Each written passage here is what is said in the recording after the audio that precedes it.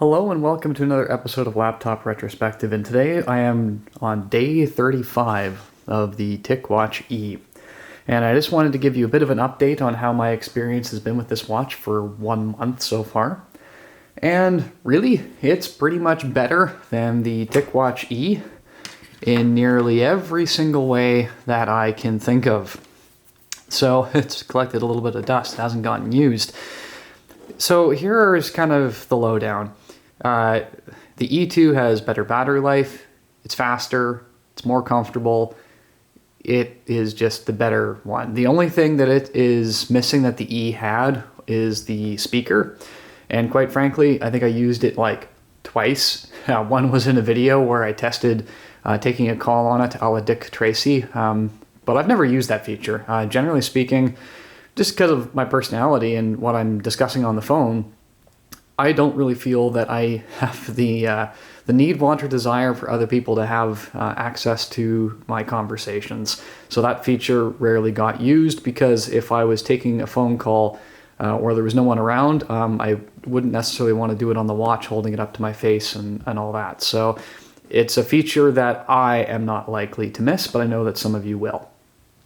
Now, one thing that I have noticed throughout my time using the watch is the size does have an impact on how I've used it and experienced it.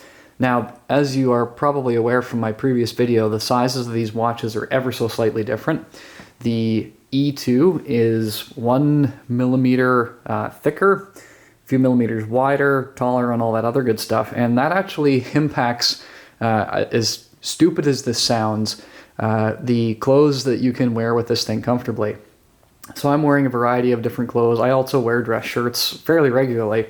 And while the E didn't provide too much difficulty, the E2 does tend to snag up more often than not, and it sits too far off the wrist, so the actual sleeve can't necessarily cover the watch. And to illustrate what I believe to be the main cause of this, I have really gone into the bin and dusted off my original Pebble to illustrate what I think could possibly be the challenge here.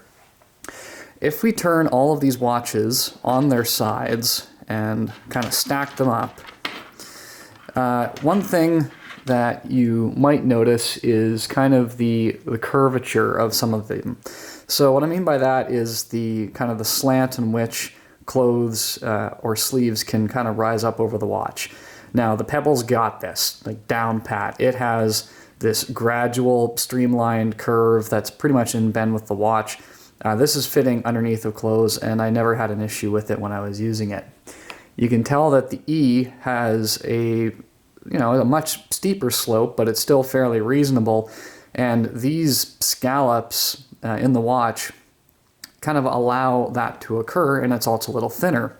With the E2, you'll notice that these are even steeper and higher, meaning that it is less likely, in my opinion, to be able to kind of handle that sort of scenario. So even though the watch is certainly discreet in its design, it can blend in with pretty much anything that you wear and not stand out. It's not super athletic. It's not really tactical or military with buttons sticking out of every which way in a rotating crown.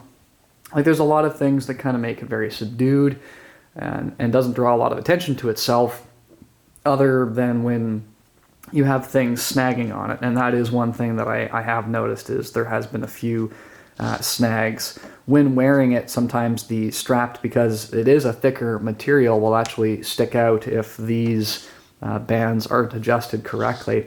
So in terms of like a technical standpoint, the watch is phenomenal. I have no complaints, really. That could not be levied against any other Wear OS device. I do think, however, and I wish I had the opportunity to try a few more watches, is that how this has been scalloped doesn't necessarily mean that clothing and things ride over it. And I know that's a super tiny nitpick, but these are the sorts of things that you find after, months of use. And I'm sure I'll have more to say as time goes on. Sorry. Anyway, that's all I've really got for you today, honestly.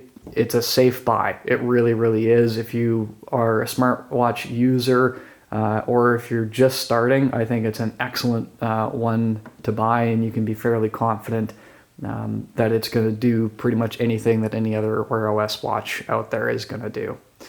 With that being said, thank you very much for watching, and I would please encourage you to like, favorite, subscribe, and also hit that notification bell just so you're notified of future updates. Thank you very much, and I will see you next time.